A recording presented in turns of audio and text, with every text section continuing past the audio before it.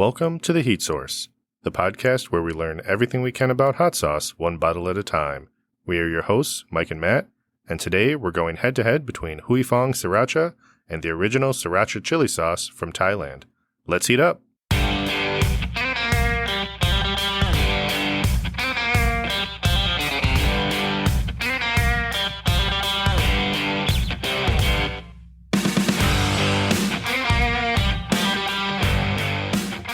All right, welcome back to The Heat Source, episode 10, and we're on our 10th episode with a little bit of a unique idea that actually was an idea we had from the beginning, I think. Yeah, it was actually one of our first ideas, one of your first ideas, and it just so happens to come at a very convenient time. Yeah, so when we first started, our first episode was our favorites, Frank's Red Hot, Louisiana's Original, and we talked about doing some bigger chain sauces.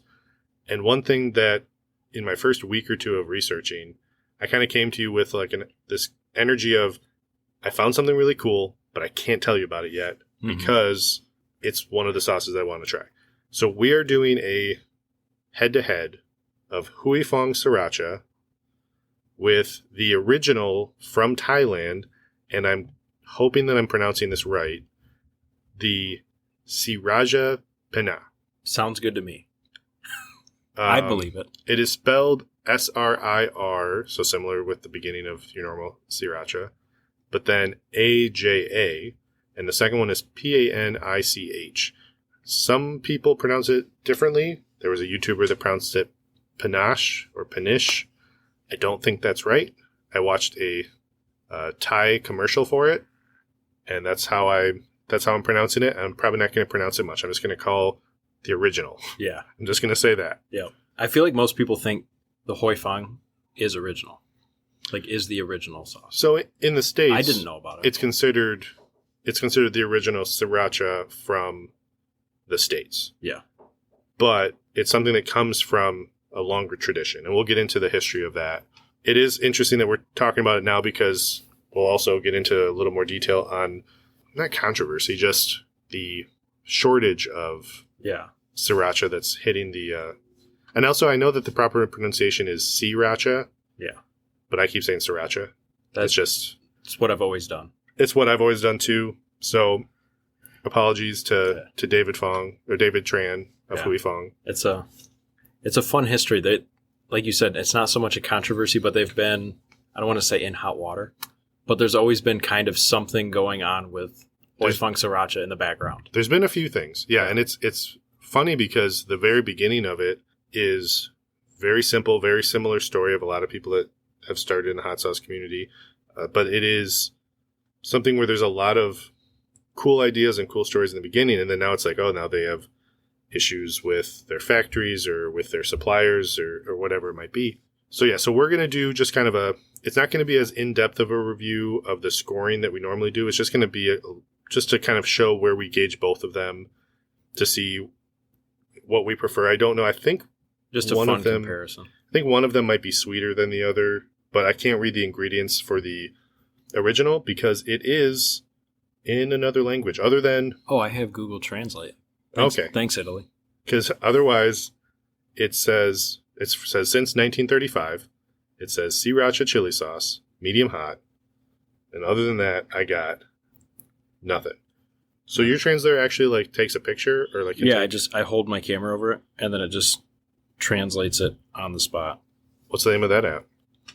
Google Translate. Not a sponsor. Not a sponsor. But we do use Google quite a bit. So, I mean, if they want a sponsor... Man, there's a lot of languages when you start scrolling.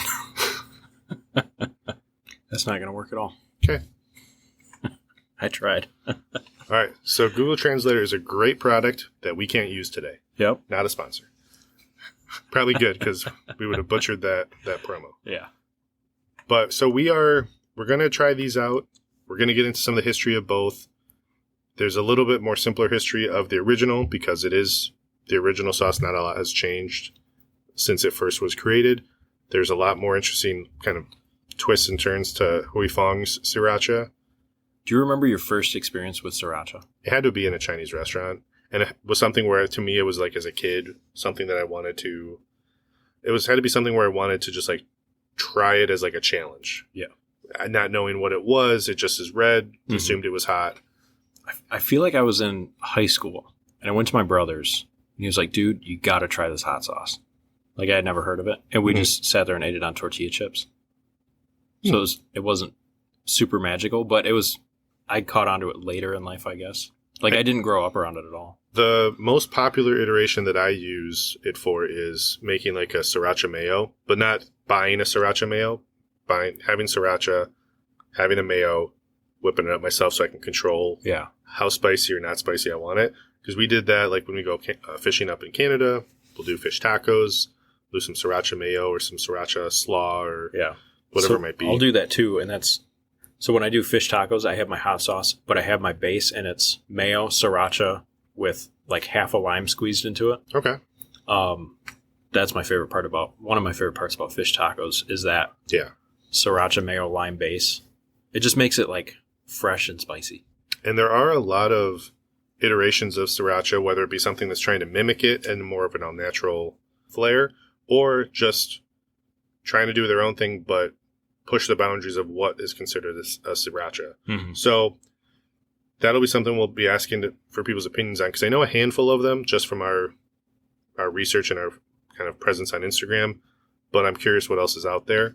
One quick update before we get into the history of this and before we open these up.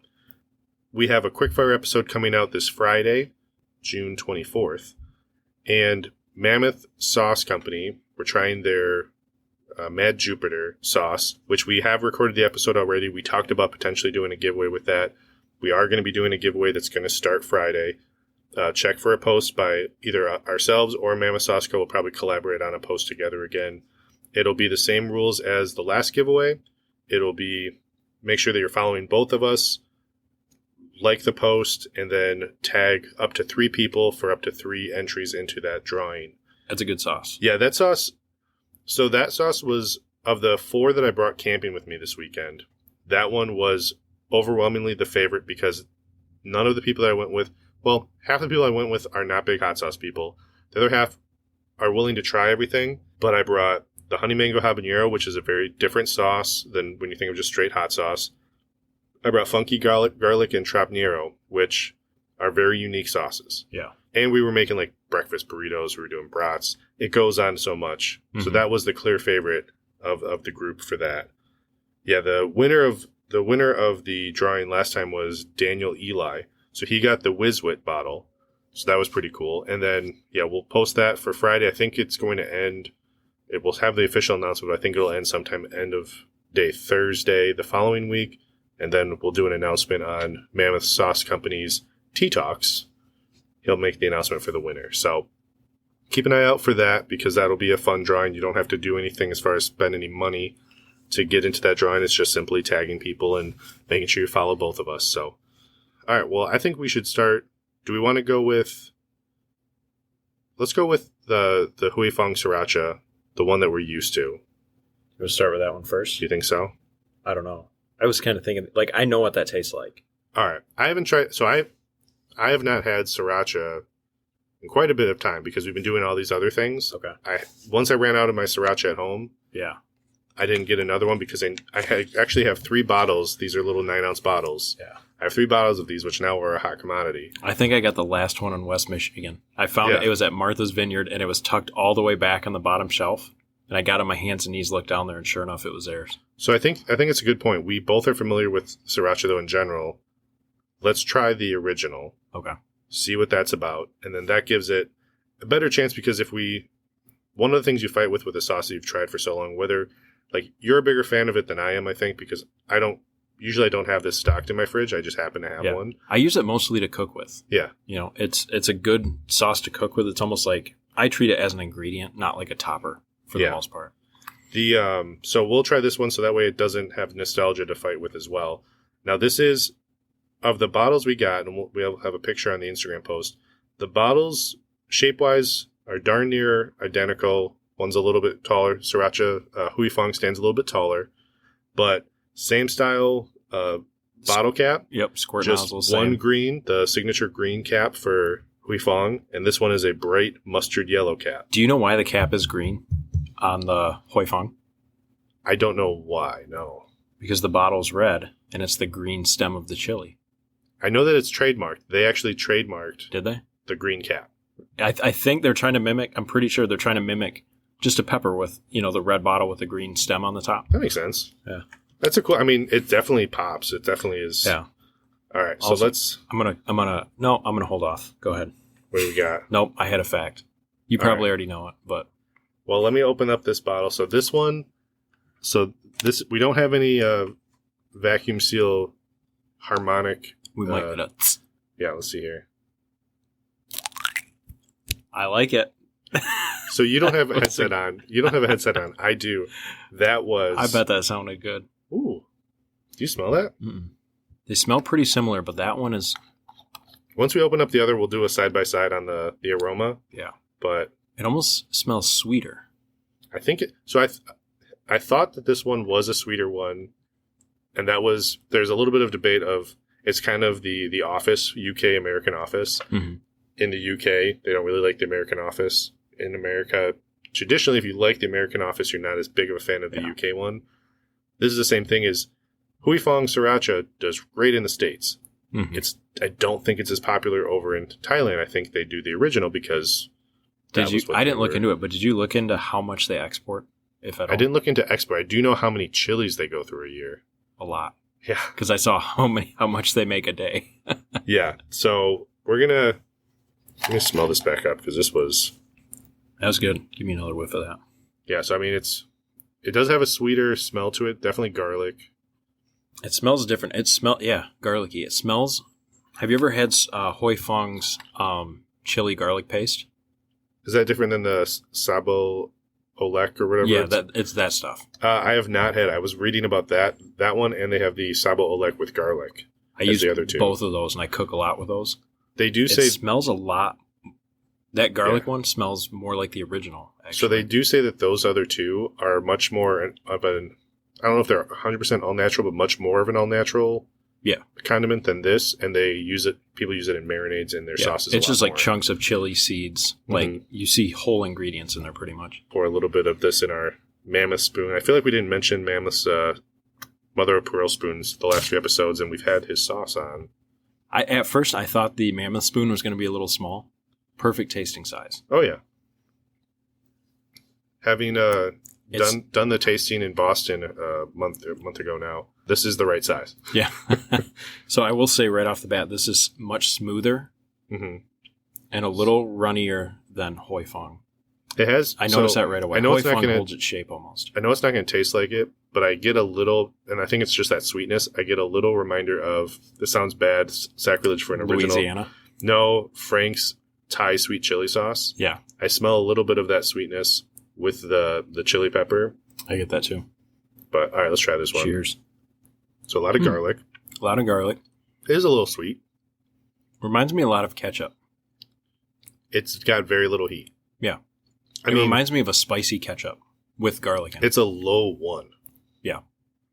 And I think that might be another thing is you always assume that some other cultures have spicier food. Yeah. Not all the different parts of Mexico you go to, not all parts like to do a burnout hottest thing ever. Yeah. So I don't know. I know there's spicy things you can get in Thailand, but I don't know. It's really good. It's great. It's very surprising. It would be a good replacement. It's almost like ketchup. A spicy cocktail sauce. It's a chili sauce and different ingredients than your chili sauce you use for cocktail sauce, but it's hard to explain. It's super mellow, but it's a really full flavor. It's a really mellow sauce. I would do that. Do something with shrimp with that. Yeah, for sure. Definitely sweeter. It has like the sweetness of ketchup. Yeah, this would be if someone has a harder time handling heat. Yeah, this would be a good one to. But it tastes really good. Yeah, it is much smoother. Do you get the same thing? Mm-hmm.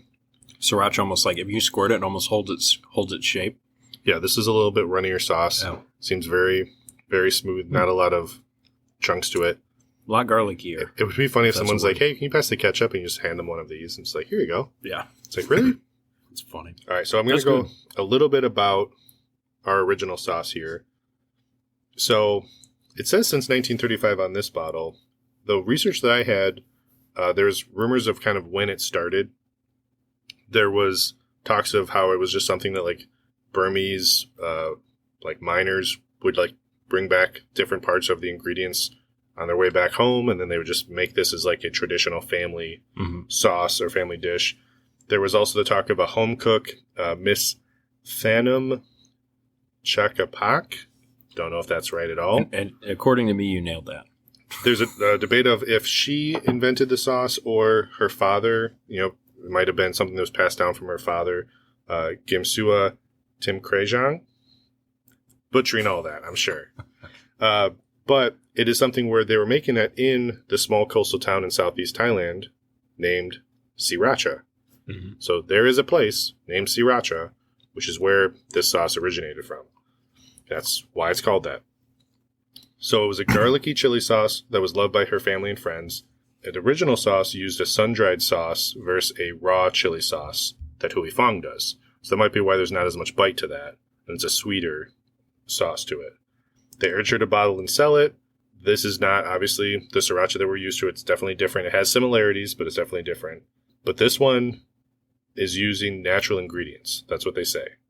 It's aged for at least 3 months to bring out the chili's natural flavor, and the vinegar is slowly added on a weekly basis to gradually merge the flavors of the ingredients. So it's a little bit more, it seems like it's a little more delicate of a process, but it's all done naturally without the use of artificial chemicals or preservatives. One thing with both of these, they do not use any coloring to get that red color. That is based off of the ingredients. Yeah. So I have a question. Yeah. Isn't Sriracha is it like the Q-tip cotton ear swab thing, where isn't Sriracha the type of hot sauce, not actually the name of it? Like, aren't both of these considered a Sriracha? Both of them are Srirachas. Actually, Sriracha is a generic term. So yeah, it's similar to that, except for one thing. What if Q-tip never trademarked their name? Because that's what happened. Probably been the next biggest seller. Hui Fong never trademarked Sriracha. Okay. So everyone could use it. Gotcha. So that's pretty much what happened is Kleenex or Q-tip or something like that. Mm-hmm. If they said, yeah, we came out with the Q-tip, and everyone's like, we love that name. Like, yeah, use it if you want. Mm-hmm. We make the best one. And so, and I have a note on that where to the founder of Hui Fong was just like, yeah, other people can use the name. It only markets Sriracha to more people. Yeah. But they're going to know which one's the best. Right. They're going to look for the red rooster. Yeah. So yeah, it's similar in that it's all the same thing, but it's just if those companies didn't trademark, which is really crazy. But apparently it's harder to trademark. Maybe now, maybe it would have been easier back in the day. But some people have tried to trademark Sriracha over the years, never had success. Mm-hmm. They could trademark certain things, like maybe if it was like specifically like Sriracha hot chili sauce or Sriracha red rooster sauce, or yeah.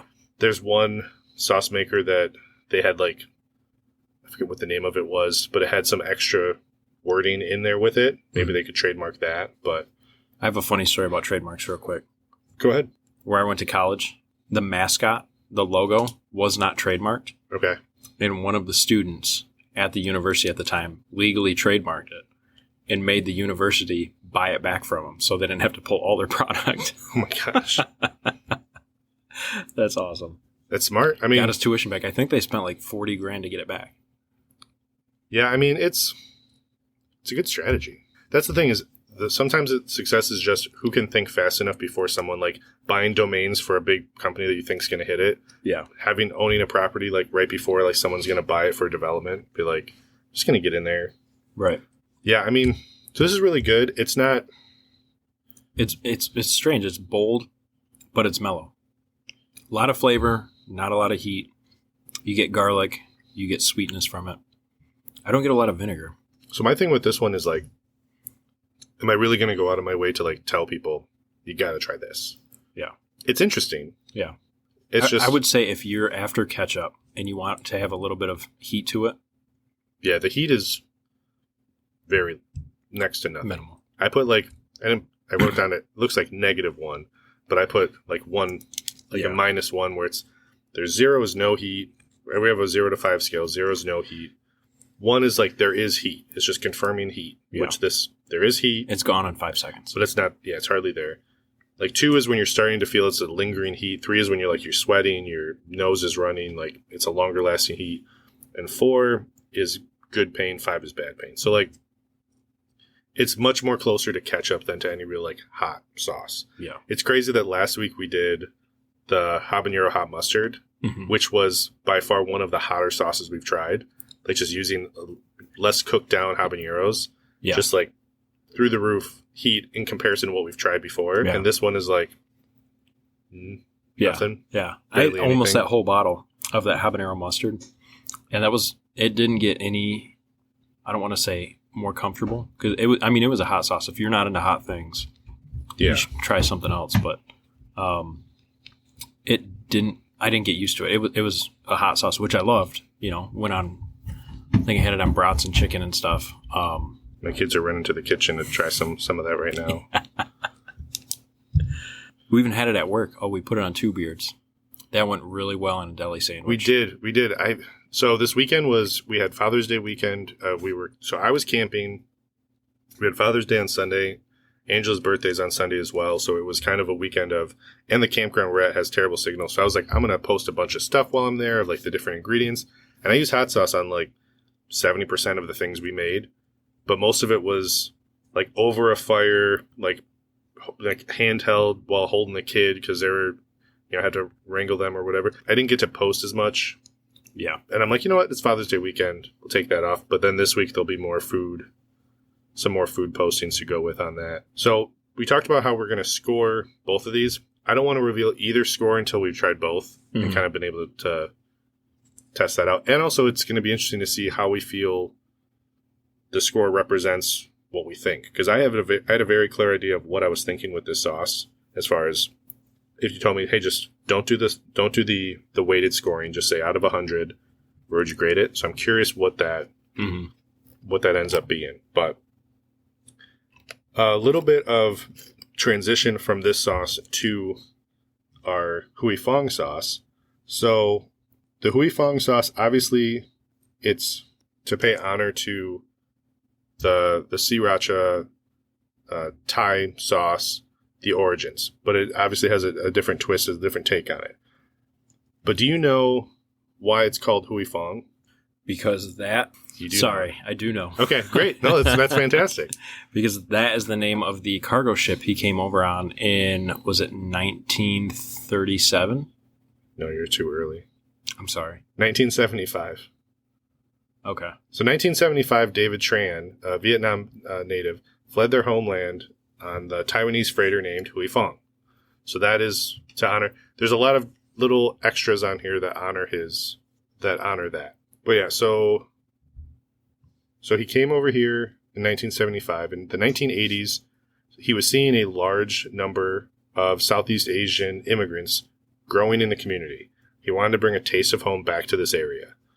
So he started bottling these, and he actually started putting them in baby food jars. Yeah. So that's how we started. He was doing it in a van, right? He was doing it in a blue Chevy van. Yeah, so he was selling out of a blue Chevy van. There's a photo I found. I saved it on my phone. I'm going to post it. It's the most California thing I've ever heard. Yeah. Well, there was, remember the baseball player? Do you remember the baseball player for the Tigers that, like, in the summers he would just live out of a van? I don't remember that. I think he might be Norris. Might have been Dan Norris. I don't know. It was just like we got him from the Blue Jays. We traded for him. And the year before they did an article about how, like, oh, yeah, in my off season, I just jump in my van, drive around, I surf. I just like shave with an axe or like just some crazy stuff. And it's like, that guy's so cool. And then we traded for him and we were so excited. And then like he turned out okay. Yeah. But it's like, it really would have been great if he were like a MVP level player. But yeah. But no, so he was selling out of the blue Chevy van. He uses red jalapenos in this. So that is the pepper that he uses. It's a ripened past green for a higher capsaicin. Now, it's obviously lower Scoville than an actual red jalapeno because they cook it down and you lose some of that in the process with the vinegar and things like that. I think they said, what I read was like 2,200 Scoville units is the actual sauce itself. But the pepper is obviously much higher. Right. And we said no food coloring in this. This is just what, color comes through with the peppers. So it does vary from bottle to bottle. Maybe not as closely from bottle to bottle if it's all from the same production, but you get a couple different ones different times of year, you could end up seeing a difference there. Yeah. So just a little breakdown of the process on here. In the documentary, there is a documentary about Sriracha. It's like 35 minutes. I found on YouTube the director's commentary video, which plays over it. So you can watch it for free, but if you don't want to listen to him talk behind the scenes, I think there's a link in there for like $3 for the documentary. I have not watched the documentary. I couldn't find it initially. And then we kind of came back to this, and I was like, oh, I can watch it while I'm camping. Camping signal is terrible. And then I found it when we got back today. Didn't have enough time to watch it. So definitely go check that out because I will be watching it this week. If I have any fun facts that I find from watching it, I'll maybe post them like a day or two after this post as like a little added information. And the documentary is just called Sriracha because it's not trademarked, so why not? Right. Like, it can be used for anything. That's funny. But after the chilies are harvested, so they're washed, crushed, and mixed with sugar, salt, garlic, distilled vinegar, potassium sorbate, sodium bisulfate, that are preservatives, and then xanthan gum. Not as all natural as the other. Yep. That's probably why it holds its shape. Yeah, exactly. So let's open this one up, and then we'll get into a little bit more of it even says right there, the rooster's saying natural color. This is one of those hot sauces where you could, let's say you moved into a house that had been abandoned for years. Mm-hmm. And if there's a bottle of Sriracha sitting in the cupboard, you're like, ooh, Sriracha. Like, it's still good. Yeah, this one is not a refrigerate after opening. This is stored. It's one of those things where it's always good. That you never question, is this Sriracha old? So this one says, just store in a cool, dry place. Remove cap, break seal. It says when removing the seal, face the product away from person and valuable items. Okay. So point it towards me. I'll point it towards... No, I won't point it towards the microphone. I want to get another microphone. I don't want to ruin this one. And then also it has the little catchphrase on here, I put Sriracha on my Sriracha. I don't know what that would gain other than just I double dose it. I do thick pours. I think so, yeah. I put a lot on. Shout out to Sam Hastings for the thick pours because he always has thick with 3 C's whenever I post his stuff. All right, let's see what this does. I think the other one was better, but that was not bad. Yeah. For me, without headphones on, it was significantly quieter, but it still had kind of the same. As much as I hate the episode where we chewed through Philly cheesesteaks, I do find it therapeutic listening to opening seals and then ASMR. Like, I would crank this volume up with a headset on and just listen to that. Oh yeah, that's distinctly different. Yeah. So what is that? Because that had a garlic. The original had a garlic smell. That is, I don't know if it's just garlic, but maybe a little bit less natural. I don't want to say chemical smelling, but more. I mean, it just smells like there's something else going on that doesn't. It's not that's obviously chilies, or that's. Yeah, like if you blindfolded me and put that under my nose, I'd know what it is. Maybe, I could see it as some jalapeno, like the garlic and jalapeno mixing a little bit. Yeah, I don't know. It smells like Sriracha. Like there's not a lot that parallels it. I think it has some jalapeno to it. I think that's a stronger smell coming through on this one. Do you get that? That's what I get. Let me try again. So you actually like squeeze the bottle a little bit just to get that tuft get a little puff. Tuft of a air. Little puff in there. I will say, of all the things we do, we really smell professionally. Like that is... I'm not getting jalapeno. Okay. It smells, I don't know. It smells like Sriracha. Yeah. I will say the aroma of the other one, to me, was more inviting. This isn't bad. It doesn't smell bad. It's just... Yeah. It doesn't smell as good to me. Right. So we'll give this one a try. Now we have to do you want to do one each nostril? Smell them? Go back and forth real quick. Okay. So that's, to me, much more garlic. We're just trading these back and forth. Yeah. Garlic heavy on the original. I don't know. Sriracha heavy on the Hoi Fong. I don't know how else to say it. Just to me, it's either it jalapeno. Smells like its own thing. It's either jalapeno or it's unnatural. I'm not getting jalapeno. I'm sorry. Yeah, I've smelled a lot of jalapenos in my life. I'm trying to I'm not thinking like a fresh jalapeno. I'm thinking like if I had a jalapeno that I threw in a pan and started like to cook it down a little bit, That's the jalapeno smell Maybe? I'm kind of getting. I'm grasping at something other than unnatural. That's what I'm trying to do. We already isolated Frank, so I don't want to upset, David Tran as well. Right. Here's the thing. I love Sriracha. It's still good, yeah. I use a lot of it. I buy like the mega bottles of it, and I use a lot of it. I use very little. I use it situationally. So yeah, this one definitely holds the mound. We should do hill. the number of drops on a penny test and see which one we can get more of. That would be an interesting one. Man, if we ever did... I've showed you the video of the Coop Nerf reviewer. You know what I'm talking about? I think so, yeah. Yeah, so he'll do a series of very in-depth breakdowns to really kind of like pinpoint his review. Mm-hmm. That would be one thing we'd have to add to go to like that level of detail. Yeah. It's just like, all right, the penny test, how did it do? And then that's one of the factors. Right. So yeah, this is just it's holding a little shape. hill. Ready? Yep. It's very good. It's not. There's no heat right away. Yeah. It slowly comes in. It's not excessively hot either. I mean, it's hotter than the last It's one. like 10% hotter. Yeah. Still a 1. Yeah.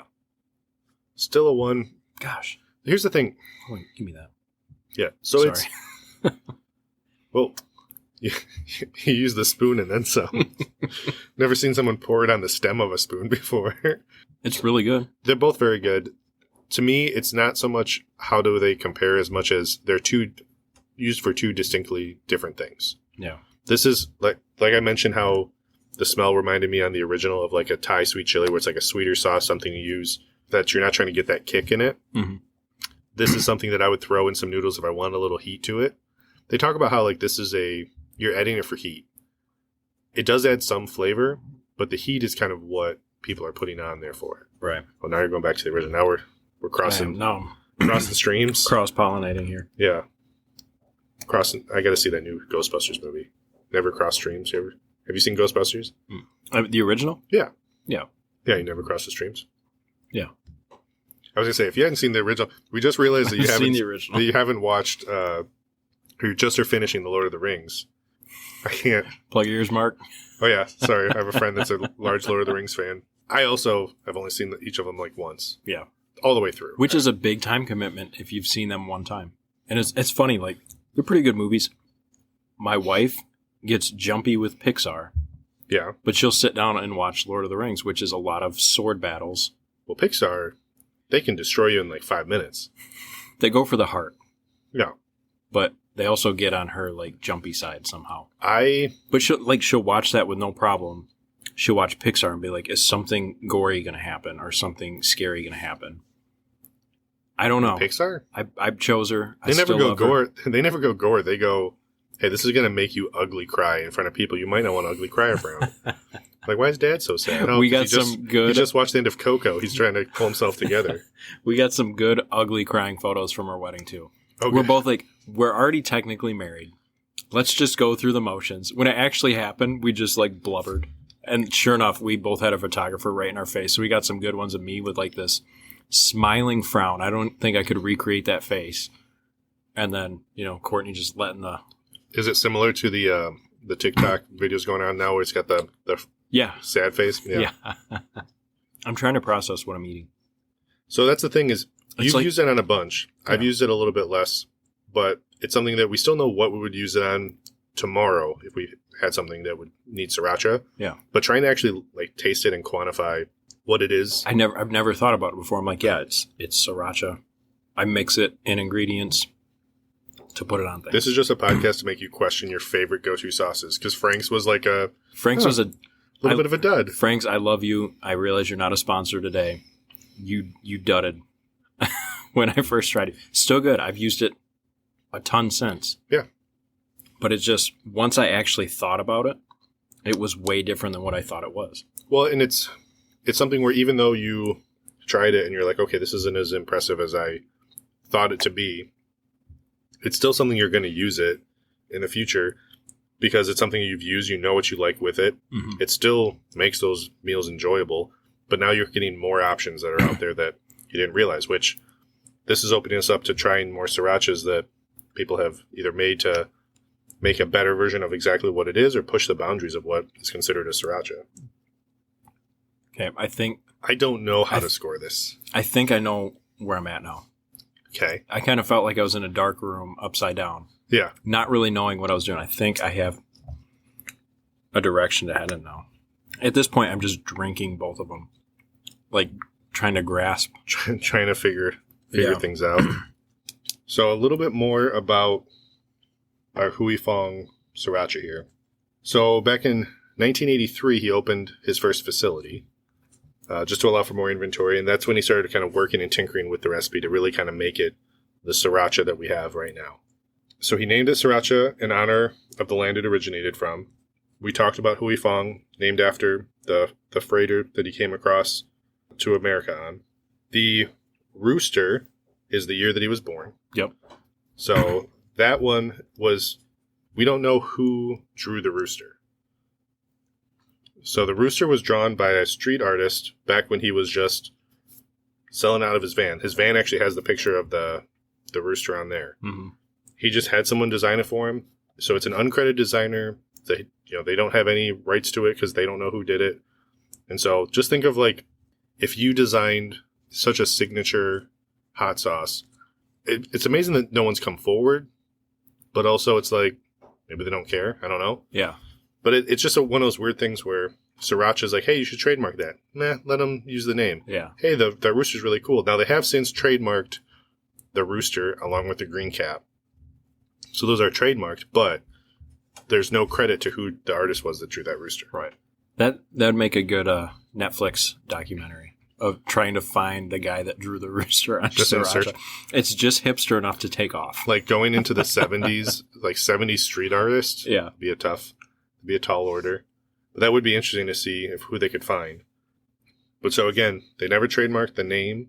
Other companies basically said they advertised for him. Some have tried to trademark Sriracha. They failed. And then here's where it gets kind of fun. Not necessarily for Hui Fong. So in 2013, residents near the factory, so they had a new factory there in Irwindale. I have a quote. Okay. I love this quote from this scenario. So the complaints that they had were of eye irritation, headaches, heartburn, sore throats, just a plethora of complaints. Now you have some info on that. Yeah, so the quote I have, this is from, this is from the city's attorney, Fred Galante, said it was a public health issue that had to be taken into account, even if few people complained. And he quotes, "It's difficult to say someone who's affected or whose child is affected. We'd like to be considered business friendly, so keep your child indoors." So if you don't like it, stay inside. I don't get it, yeah. Like, we're business friendly. Keep your kids inside. I thought that was so, like, we're going to do us. You worry about yourself.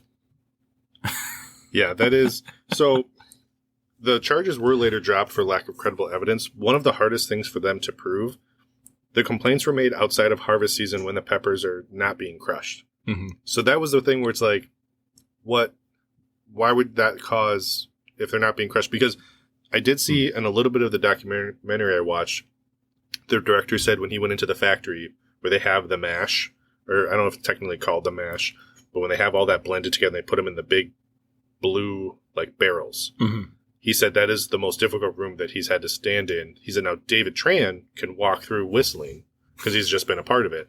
We saw it's the same thing with Modern Marvels when they did, was that Tabasco or Frank's? I think it was Frank's. Where they were doing, and they were showing how, like, in these vats, like, you can get used to it. And then one guy hadn't been there. He's like, I've been in the office for, like, a few years. He's, like, tearing up. And it's something where you can get used to that effect, but it is a jarring effect to deal with that. It did say that they make those blue barrels and their bottles in the factory to reduce waste or reduce emissions. Gotcha. So it's all in-house created, but there are some emissions that people apparently complain about. Right. But yeah, so those charges were dropped. That's funny they wouldn't take them serious outside of season. Yeah, it was just one of the things. They didn't go into all the details of it, but it was one of the things where they said it's odd that that's when the complaints were arising. Yeah. But it did say the charges were later dropped. The next part was in 2017. That's when Sriracha changed their pepper provider over a dispute. So Underwood Farms in Ventura County, that was their provider originally, but they switched to using California, New Mexico, and Mexico, sourcing from different areas. Mm-hmm. But it is something that people say that it tasted different once they changed from Underwood Farms to the other providers. That is an interesting thing to talk about now, because now this year, we're in the shortage of peppers.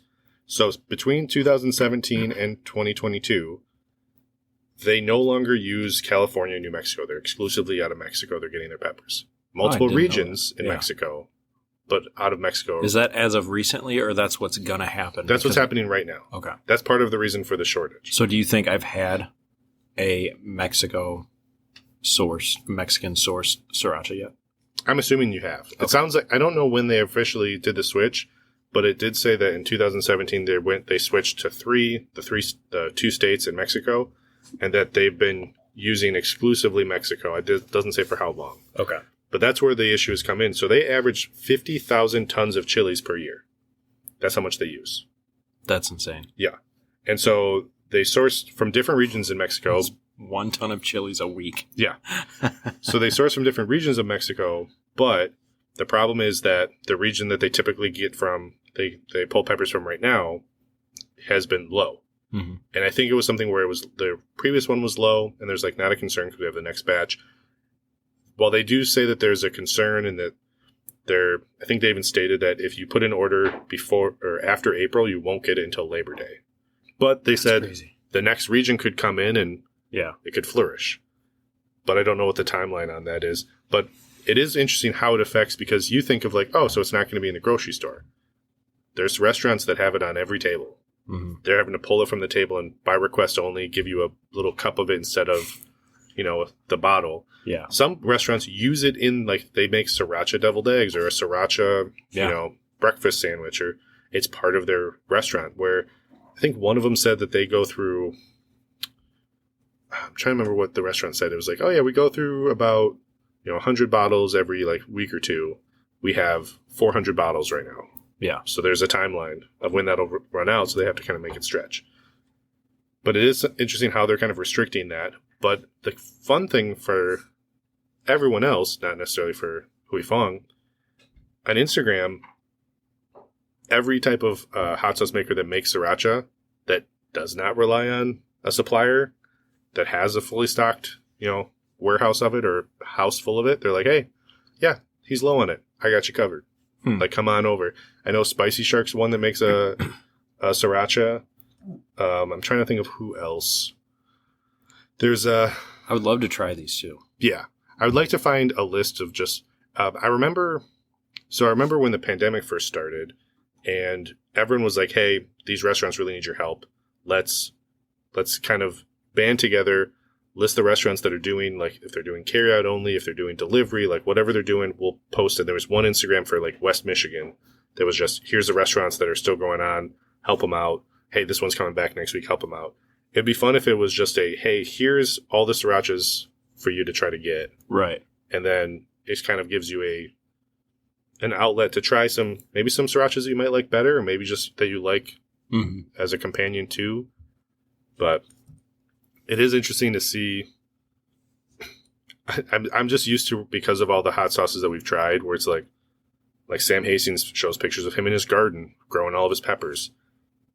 Other people are using peppers, either locally or within their state or within their county. So it is interesting that they went from California going out to Mexico for their peppers. Mm-hmm. It's a little bit... I feel like it's reversed from what normally happens. Yeah. Yeah. So did you read at all in your research that it was originally made with serrano peppers and they switched to the red jalapeno? I did not read that. I didn't go... I was really looking at just the ingredients of what it is today. Yeah. So I don't know what year that was. I was hoping you knew the year. No, I think I did see that somewhere about how they use serrano. Yeah, it was originally serrano, then they switched to jalapeno. But I would love to know. I'm assuming it was when they tinkered with the recipe when they went to the new facility. Okay. So in 83, so after he had been doing it for a couple of years, because I'm assuming serrano was what the original the baby food jar Yeah. sauce was. Yeah. I would like to try that because I like Serranos, and I think they taste pretty different. Like, I'd be able to tell the difference between a Serrano and a jalapeno flavor if you blindfolded me and gave me a raw one, so. Right. Still good. Yeah, I mean, I'm still going to use it as much as I always have if I can get my hands on it. But I never thought about it before.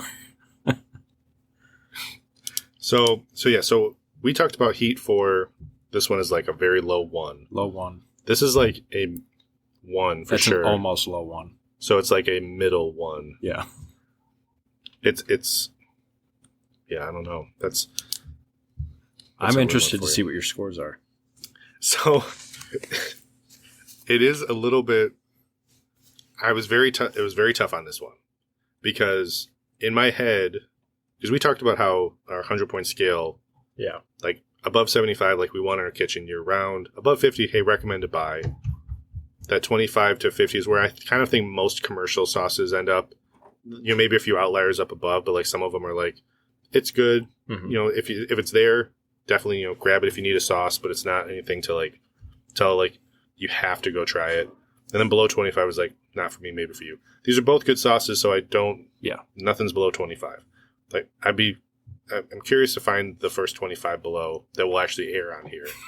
It would probably end up being a chain one. Yeah. I can't think of any sauce maker that I've seen where there's a sauce where I go, unless it's something I just don't like that product or that ingredient. Like if you gave me a black bean salsa, it could be the best black bean salsa in the world. I'm giving it a 0 and maybe throwing some negatives. So our average. I didn't. I thought you were going to say you're going to throw in some expletives. No, that too probably. It's like the first time using the sensor in our. I forgot to tell you to change gears. I told you that. Remind me to tell you the story of the most horrific thing that's ever happened to me on my honeymoon. Do you remember me telling you that? Yeah, you did mention that, and then you didn't bring it up on the last episode. But I didn't know what context of how terrible, so I didn't want to, like... It goes off from beans. It either had to do with beans or spiders, and it was beans. Perfect. So we go to this restaurant. I think we were in... we were in Positano, Italy. Okay. On the coast. We take a cab ride, 2,000 vertical feet. To this restaurant, and you have to kind of walk down this little cliffside. It's this beautiful restaurant right on this cliff. We get in there, and the guy's like, "Oh, you don't have a reservation? Can't take you." We're like, "Oh man, we just took a cab right up here. It was really expensive." He's like, "All right, you have 1 hour, and then I got to kick you out." And we actually showed up before the restaurant opened, so we felt like exclusive guests, even though it was more of a pity, right? A charitable act of him taking us in. So. And it's I don't know exactly what you call it, but it's family style, and there's no menu. This is what we're making today, and this is what you're getting. Mm-hmm. And it's like this 5 or 6 course meal. So they bring out the first one, and I don't remember exactly what it was, but it was kind of like chopped and marinated vegetables. It was really good, but there was these things about, I want to say they were like if you cut a golf ball in half, made a disc out of a golf ball, okay, and made it oblong. So like that diameter. Oh, jeez. Okay. Didn't know what it was. And I was just kind of eating around it, and I figured it was a pasta. And Courtney's like, "Oh, try it. It's good, And I was like, "Well, what is it?" And she cut one open, and it had it looked like a pesto filling inside of a pasta. Okay. Like a thin pasta. I was like, "Okay, I'll try it." It wasn't bad. So I'm sitting there eating, and she gets this smile on her face when she's up to no good. And man, was she up to no good. Because I look over, I'm like, "What?" She's like, "Do you know what you're eating?" I'm like, "I don't know, a pasta?" She's like, "That's a bean.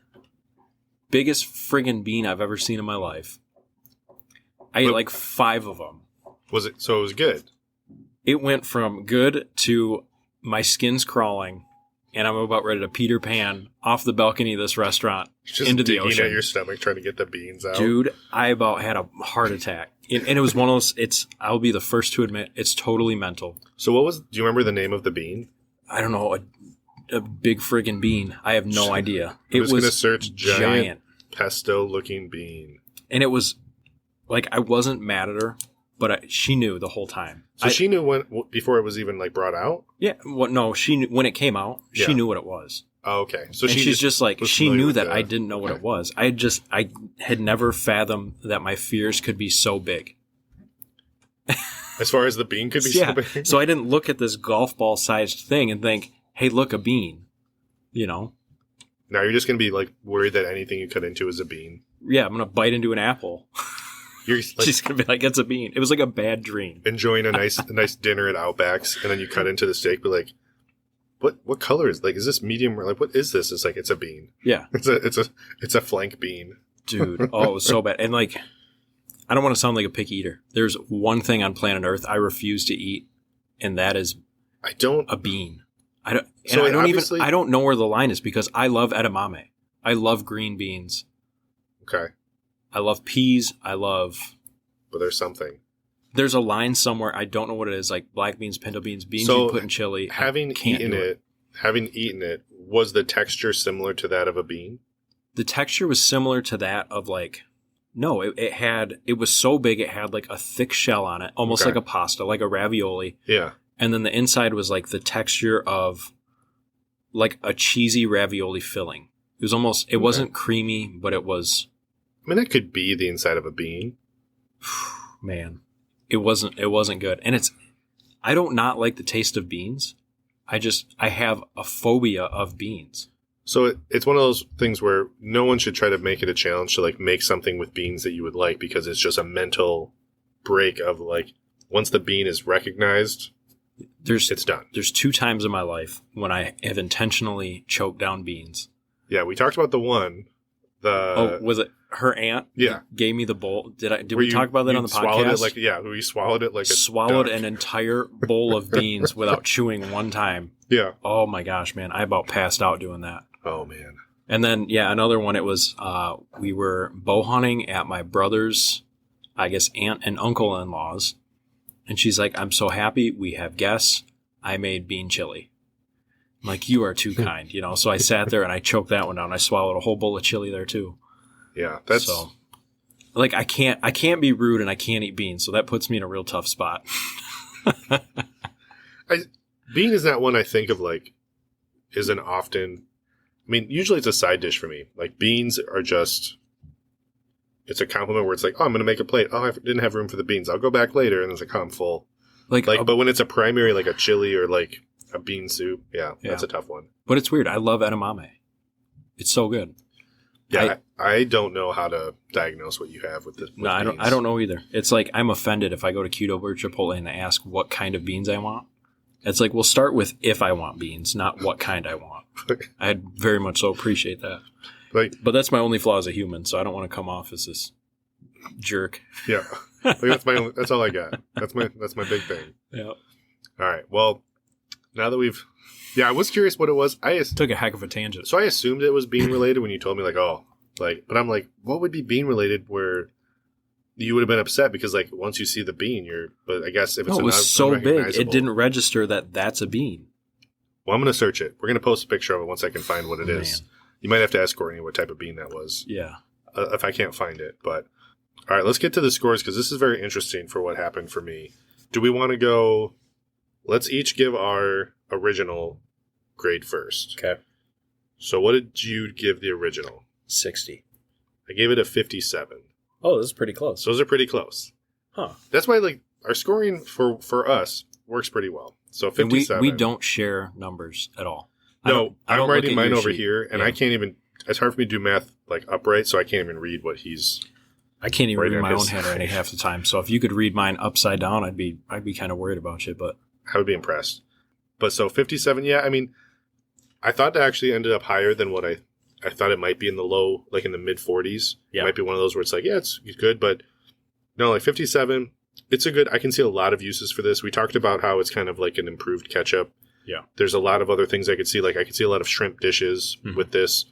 I could see utilizing this where cocktail sauce is so strong that it's hard to just take a cocktail sauce and go, hey, I'm going to mix this and blend this because that cocktail sauce is going to come through hard. And sometimes you need it to. Like I made a shrimp dip that had cream cheese, and so that cocktail sauce with the horseradish really needs to pop. Mm-hmm. But if I'm doing something where there's other flavors I want to come through a little bit more, this would be the one to use where it still has a bit of that garlicky tang. It doesn't have any horseradish, obviously, but then it just was really good, and it has a nice sweetness to it. Yeah.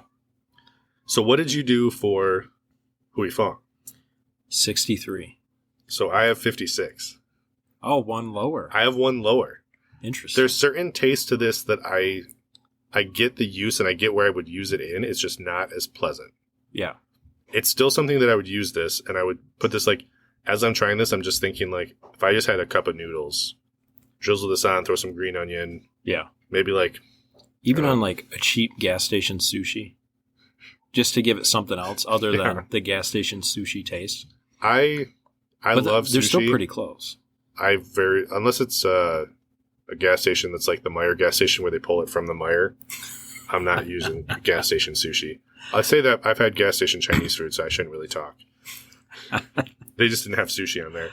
I'm not as big of a fan of Sriracha. I've definitely used it in the past, and I would use it again. It's still in that above 50, so it's a recommend to buy. So if someone wanted to add that kind of garlicky, a little bit of heat, not a lot, and just, it's just, in comparing the two, there was something that, like, you called it it's Sriracha. That's what it is. I couldn't pin it. Yeah. Which made it just a little bit off for me. It's just so unique that, I don't know, it's like, that's what it is. It's its own thing. I look at Sriracha or Srirachas as a condiment. It's like ketchup, mayo, mustard, Sriracha. It's definitely the condiment of like Asian cuisine. Yeah. Like it's what's in the caddy. Yeah. That's how we talk about how Tabasco or Frank's are those ones that are in the caddy at certain diners. We talk about Cholula in the Mexican restaurants. This is the condiment of Asian cuisine. Yeah. At least around here it is. Yep. So, yeah, I think I know that you've had scores higher than mine, but that's a double dose of you scoring higher than me. Usually I'm the higher score, so that's interesting. But it's still all pretty close, all relatively in the same area. Yeah, and it's probably just because I use it a lot. We go through a lot of it. I was curious how much the familiarity with how you use it and knowing not necessarily just the flavor of it, but knowing the things that you've used it on. You talked about, what was it, wings? Yeah. Using it on there. Courtney's favorite wing flavor is Asian Zing. That was a tongue twister for some reason. The Asian Zing from Buffalo Wild Wings? Yeah. Yeah. But we make like an at-home version, which is a lot better than that. I'll do a recipe of that. I'll make a reel of that. Those are really good wings. Yeah, Asian Zing. So I used to love Buffalo Wild Wings, and I still go there from time to time. It's kind of not a last resort, but it's kind of okay, sure. Yeah. Because there's a few more local. There's like a local chain that we get a lot of wings from. And just making your own wings and making your own sauce. Yeah. Like after the homemade ones. Yeah. And then going to Buffalo Wild Wings, it's still good, but you're like, oh wow, the base is corn syrup. It tastes like. Right. So, but no, they're great wings. I'll post a reel of us making wings with this. It's a super easy recipe and it's really good. Yeah. It's like our go-to wing recipe, and it's mostly Sriracha. Yeah, so we'll post that. One thing that we want to have people do, and I'll post about it on the episode post. So if you're a sauce maker and you make a Sriracha or something you feel like is comparable to Sriracha that someone should look at as an alternative. Or you know someone that does. Or you know someone, comment with, this is the sauce that I make, or this is a sauce that I use. I want to try to find those gourmet, small batch, local sauce makers that do that. I know, like I said, Spicy Shark I know makes a Sriracha. I know that there was another one. It's like Creative Kitchen and Kiln does a Sriracha Sizzle Bizzle, I think was the name of it, that they posted about once. Now that we've tried, I wanted to try the Hui Fong Sriracha. I wanted us to see that, talk about the origin of what started it in the United States, and then go from there to try other ones. So that way we have a little bit of a baseline. Yeah. Because like, based on our scoring, this is the lowest thing we've officially scored. Not bad, but it's the lowest thing we've officially scored. So there's a lot of room above that to say, not necessarily that you're trying just to best Hui Fong, but you did a different take and we liked it more. Yeah. Or we see things that we could use with that we wouldn't necessarily go to for this. Because I think we unofficially talked about how the Franks in Louisiana that we tried in episode 1, that would probably be somewhere in the 40s. Yeah. It'd probably be somewhere below 50 where it's like, yeah, sure, you can use it. It's reliable, but it's not go out of your way to get it. So yeah, I was very curious how this one was going to go. I didn't know if it was going to be one of those where we felt like we were bad-mouthing a staple. No. And so this one, it turned out pretty well. I'm surprised how close that it came out to be with my scores. Yeah, right. But I was curious. The only reason, because we debated about doing scoring or not in this one, and the only reason is I wanted to know what I thought. But this scoring system makes me like differentiate, because aroma was a landslide for the original. I thought it was a better aroma. The color, I didn't talk about. We're not going to go through the whole breakdown, but the one thing I noted, the Fong Sriracha has a better red color. The original has a little bit more of a, I want to say like tomato soup, kind of like a Campbell's tomato soup kind of look to it. A little bit faded red. The Fong definitely had a better color to it. Yep. But just in general, it was just kind of like certain things hit differently, certain things hit better. I am curious how much Asian food I have this week now because of these bottles. And like I said, we have 3, so we each get a Fong bottle. And then the third one, I don't know what we'll do. Maybe we'll give it away or something. But this week's giveaway coming Friday will be Mammoth Sauce Company, like we mentioned. Keep an eye out for that post. Keep an eye out for his tea talk, which is great. That tea talk and then the coffee talk with Sam Sauce and Faya pretty much has my Friday mornings or whatever, whenever I can catch up to it, covered. A big thank you to hitting 450 followers last week now. Yeah. I commented how I remember when we were texting when we got like 10, 50, 100. It was like, okay, what's going on? Like at that point, we were still figuring out what the podcast was. Like that was where I kind of came. I came into work and I was like, hey, I did a thing. I started an Instagram page. Yeah. And people are following so far. That was like I think we were going to do it anyways, but that was like the tipping point where it's like, oh, people are expecting something now. It was a fun pressure to have. It was something where a lot of times I do a little bit of like dipping my toe in the water, a little hesitant, and then I kind of think it and overthink it. And then there's that, decision or analysis paralysis. Yeah. So I get that in different things, or I've had in the past, where now it's kind of a just go for it, just do it. Mm-hmm. My friend Mark actually once told me, like, if there's 2 options and one scares you a little bit more, that's the one to probably do. Mm-hmm. Works better when you're older, when you're in your 30s, like your decisions are a little bit more mature. Back when we were like 18, probably wasn't the best advice, but he didn't use that until later in his 20s, at least, I think. But that was the thing where I'm like, this is a good idea. This sounds fun. We should start an Instagram page. Let's just do it. Yeah. So I just created it. And then, we were excited about the first follower, and which was actually Lucky Dog Sauce was our first follower. Was it really? Yeah. That's why he was our first sauce that we tried. And then hitting 450 was cool. I'm really excited to try to hit 500. I saw Stanky Sauces trying to get to 2,000. They just hit 1,900 last week. Nice. And so I was like, hey, we hit 450. And then I saw right. Eric and Eddie were like, hey, we hit 1,900. We're almost to 2,000. I'm like, both are good. Both are great accomplishments. So it was a little bit of a reality check on that. But also, we've gotten quite a few followers in the last week because, like I said, we've really ramped up to get to that 450. One that I had to point out, originally I wrote it down before we even started the conversation, but especially after bringing up Lord of the Rings, mm-hmm. There is a Instagram page called Lord of the Wings, but spelled with a THA for the. He has brackets on there right now, but he has like different wings that he'll post or try or review. Mm-hmm. And I'm like, no, that's like, there's fun. The Taco Slayer, which I'm loving that he's still going even after 1,000 tacos. He's still going. He's still going. We got Lord of the Wings. I'm like, I'm just going to find every food like reviewer and just have my page just be what meal I'm going to eat today. Right. Because that's pretty much it. Tacos and wings and pizza are the 3 most common in our house, where it's like, what's a quick go-to to get. So big thank you to them. Another thank you to Daniel Eli for participating in the giveaway last week, 2 weeks ago now, and winning the bottle of Whiz-Wit.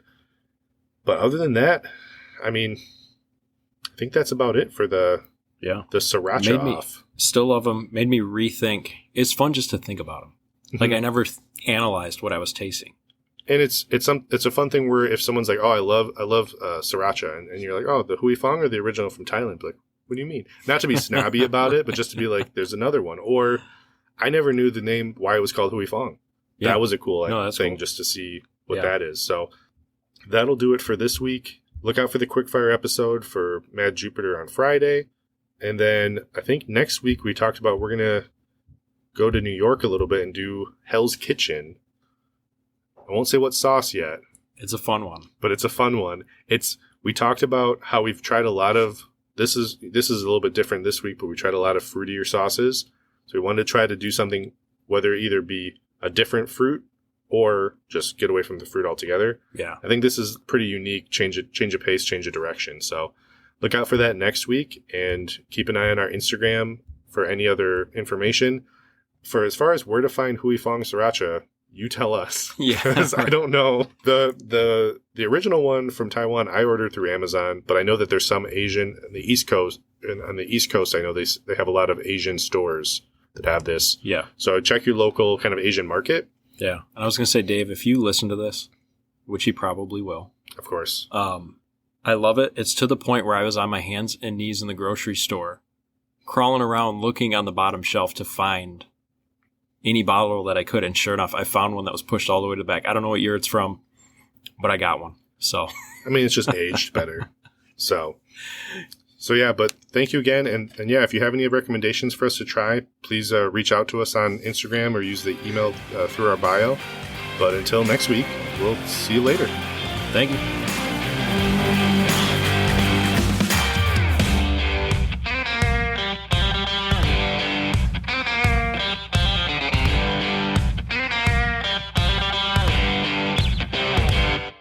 Confident that my claps been out in the wilderness, been one with nature, Conditioning your hands. I just slapped nothing but tree bark.